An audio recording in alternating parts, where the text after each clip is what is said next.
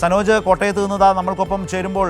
എവിടെയാണ് സനോജ് ഉള്ളത്? എങ്ങനെയുണ്ടായിരുന്നു കോട്ടയം ജില്ലയിലാകെ ഈ പരസ്യ പ്രചാരണത്തിൻ്റെ കലാശക്കൊട്ട്? എവിടെയാണ് സനോജ് ഉള്ളത്? കോട്ടയം പട്ടണത്തിലാണോ?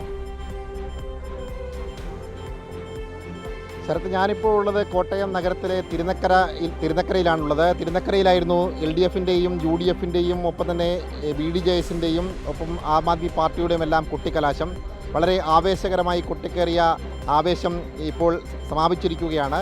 ഏറ്റുമാനൂരിലും സമാനമായ രീതിയിലുള്ള കുട്ടിക്കലാശമായിരുന്നു. അവിടെയും കുട്ടിക്കലാശം റിപ്പോർട്ട് ചെയ്ത ശേഷമാണ് നമ്മൾ ഇവിടേക്ക് എത്തിയത്. ഇപ്പോൾ കുട്ടിക്കലാശം പൂർത്തിയാക്കി സ്ഥാനാർത്ഥിയായിട്ടുള്ള K അനിൽകുമാർ പ്രവർത്തകരോട് സൗഹൃദം പങ്കിടുന്ന കാഴ്ചകളാണ് നമുക്ക് കാണാൻ കഴിഞ്ഞത്.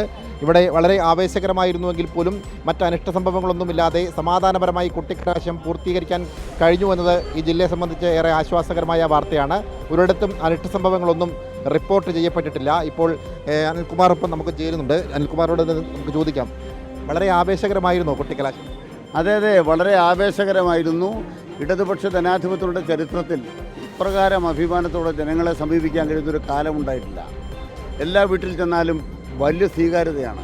ഇടതുപക്ഷ ജനാധിപത്യങ്ങളുടെ വികസനം, ക്ഷേമം എന്ന കാര്യത്തിൽ മാത്രമല്ല, മതനിരപേക്ഷതയിലും ആളുകൾക്ക് നല്ല വിശ്വാസമാണ്.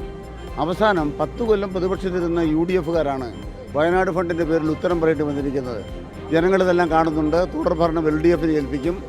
ഇന്നേ വരെ ഒരു മാധ്യമങ്ങളും പ്രവചിക്കാത്ത ഭൂരിപക്ഷത്തോടെ ആയിരിക്കും ഈ നിയമസഭയിലേക്ക് LDF കടന്നു ചെല്ലാൻ പോകുന്നത്. കോട്ടയത്ത് മാറ്റമുണ്ടാവും.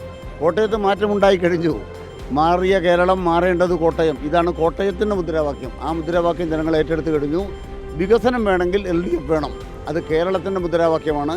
കോട്ടയം മുദ്രാവാക്യം ഏറ്റെടുത്തു. ആ തിരിച്ചറിവിലാണ് കോട്ടയം. സമാധാനപരമായിട്ടാണ് കുട്ടിക്കലാശം എല്ലായിടത്തും പൂർത്തിയാക്കിയതല്ലേ? വളരെ സമാധാനപരമാണ്. ഈ തെരഞ്ഞെടുപ്പെന്ന് പറയുന്നത് ജനങ്ങൾ അവരുടെ അവകാശബോധത്തോടെ ഒരു സർക്കാർ തുടരാൻ, ഞങ്ങളുടെ ജീവിതം തുടരാൻ വേണ്ടി സർക്കാർ തുടരുമെന്ന് ചിന്തിക്കുന്ന തെരഞ്ഞെടുപ്പാണ്. സാധാരണ അധികാരത്തിലിരിക്കുന്ന ഭരണപക്ഷത്തിനെതിരെയാണ് അഴിമതി ആരോപണം ഉണ്ടാകുന്നത്. ഒരുപക്ഷെ ചരിത്രത്തിൽ ആദ്യമായിട്ട് ആയിരിക്കാം ഒരു പ്രതിപക്ഷത്തിനെതിരെ അഴിമതി ആരോപണം ചർച്ച ചെയ്യപ്പെട്ട ഒരു തെരഞ്ഞെടുപ്പാണ് ഇതെന്ന് കരുതുന്നുണ്ടോ? അഴിമതിയുടെ കെട്ടുകഥകളുടെ, നുണക്കഥകളുടെ ഡാം തുറന്നു വിടേണ്ടി വന്നു. നുണകളുടെ മഹാപ്രളയത്തിൽ ഈ തെരഞ്ഞെടുപ്പിൽ LDFനെ മുക്കാമെന്നാണ് UDF കരുതിയത്. ഒരു നുണയും കേരളത്തിൽ ചെലവാകില്ല എന്നുള്ളതാണ് ഇന്ന് കേരളത്തിൻ്റെ അവസ്ഥ. തകർന്നു പോകുന്നത് പ്രതിപക്ഷമാണ്. കാരണം എന്താണ്? എവിടെ 100 വീട് ഗ്യാരണ്ടി പറയുന്നവർ തങ്ങൾ പറഞ്ഞ വീട്, KPCCയിലെ 1000 വീട് എവിടെ പോയി? വയനാട്ടിൽ പറഞ്ഞ 100 വീട് എവിടെ പോയി? അത് പണി തുടങ്ങിയെന്ന് പറയുന്ന പ്രതിപക്ഷ നേതാവ് എവിടെ പോയി? അദ്ദേഹത്തെ വിശ്വസിച്ച് ഒരു മനുഷ്യൻ വോട്ട് ചെയ്യുമോ? കേരളം ഇതാണ് കാണാനിരിക്കുന്നത്, കണ്ടുകൊണ്ടിരിക്കുന്നത്.